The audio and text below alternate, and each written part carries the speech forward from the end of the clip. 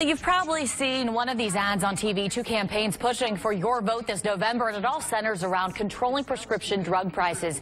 Joining me now live from Cedarville University to help us break down the issue is Dr. Marc Sweeney, the Dean of the School of Pharmacy. Thanks so much for taking your time to spend with us this morning. Good morning. All right, so I like to think of myself as an educated person, but these commercials, I got to admit, are very confusing. So what can you tell us about issue 2, just in layman's terms, that will help us maybe all understand this? Well, issue 2 is really trying to go after a big topic that everyone in Ohio is concerned about, and that's rising drug prices.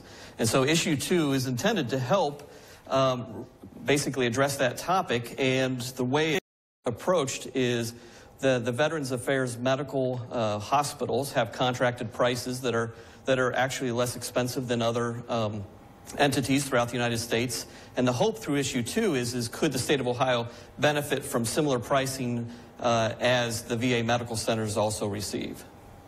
We're hearing that it would lower prices. What would be the impact? Would it actually lower prices for everyone across the board, or how does that work?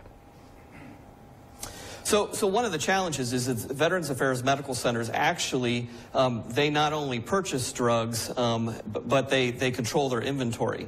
And so one of the challenges is that what applies to the VA medical centers would not be applicable in the state of Ohio, because reimbursement for state medical plans, Medicaid, workers' comp, state teachers' retirement, all of those are based upon reimbursement. However, none of the pharmacies in the state of Ohio will also receive that preferred purchasing power. And so one of the challenges is the government would reimburse actual commercial pharmacies less money for the prescription drugs. And so when they don't have the ability to purchase those drugs any less money, then we're going to have a problem, because those pharmacies will not be able to make money off of those drugs. Now, Dr. Sweeney, the fact that, like I mentioned, this is such a confusing issue for so many people, what do you say to people about that misinformation or just information that may be out there about getting educated on this topic? So one of the concerns is that it could, in fact, drive prices up ultimately, because at some point in time, if pharmacies do receive reduced reimbursement from the state without the ability to purchase those drugs for any less money, then somehow they have to make up for that loss of revenue. And so consequently, we could see an inflation of drug prices. I guess I liken it if the government decided all of a sudden to offer everyone a 25% discount on their coffee. How would Starbucks handle that if they were not going to be reimbursed in any other way, or the ability to purchase coffee for any less money?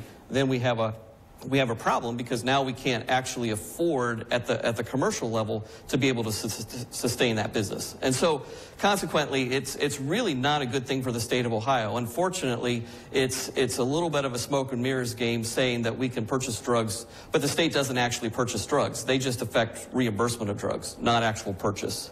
Well, I know it's an issue that we're going to continue to see a lot more on, so thank you for taking your time to help us understand issue 2 this morning.